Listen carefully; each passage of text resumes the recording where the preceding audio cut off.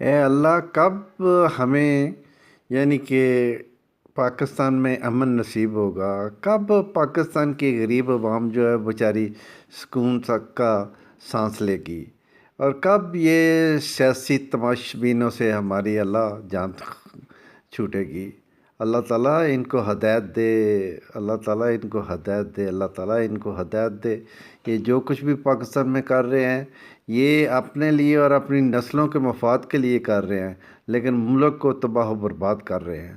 اللہ ان کو ہدایت دے، نہیں اگر یہ ہدایت تیری چاہتے تو ان کو تباہ و برباد کر دے، ان کی نسلوں کو تباہ و برباد کر دے، تاکہ پاکستان میں غریب عوام جو ہے دوسری دنیا کے ملکوں کے ساتھ مل کے، یعنی کہ جیسے دوسرے ملک اپنی آزادی سے یعنی کہ آرام سے سکون سے رہتے ہیں، ہم بھی پاکستانی بھی آرام اور سکون سے رہیں۔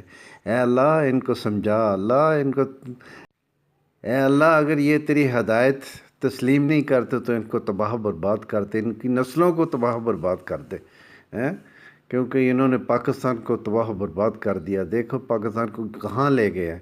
پہلے یہی وہ بغیرت تھے جنہوں نے پاکستان کو دو حصوں میں تقسیم کیا، ابھی دیکھو ان کے ارادے کتنے گندے ہیں۔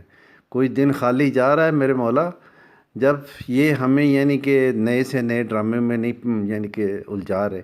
دیکھ لو کیا کر رہے ہیں ہر روز، اور غریب بیچارہ روٹی کے لیے ترس رہا ہے، روٹی کے پیچھے بھاگ رہا ہے۔ یہ بغیرت دیکھو یعنی کہ آسانی سے کرسیوں پہ بیٹھے ہوئے یعنی کہ لوگوں کو تنگ کر رہے ہیں۔ مہنگائی، ہر چیز ان کی، ہر چیز فری، ان کے کھانے فری، ہر چیز ان کی فری، اور غریب بیچارہ یعنی کہ موت بھی قیمتاً لیتا ہے۔ ابھی غریب کو قبر بھی چاہیے تو وہ بھی 1,00,000 2,00,000 میں ملتی ہے۔ تو ان کے لیے ہر چیز فری، ہر چیز فری، اور غریب بیچارہ جو ہے نا اس کے لیے ہر چیز قیمتاً، اور اتنی قیمت کہ وہ ادا نہ کر سکے۔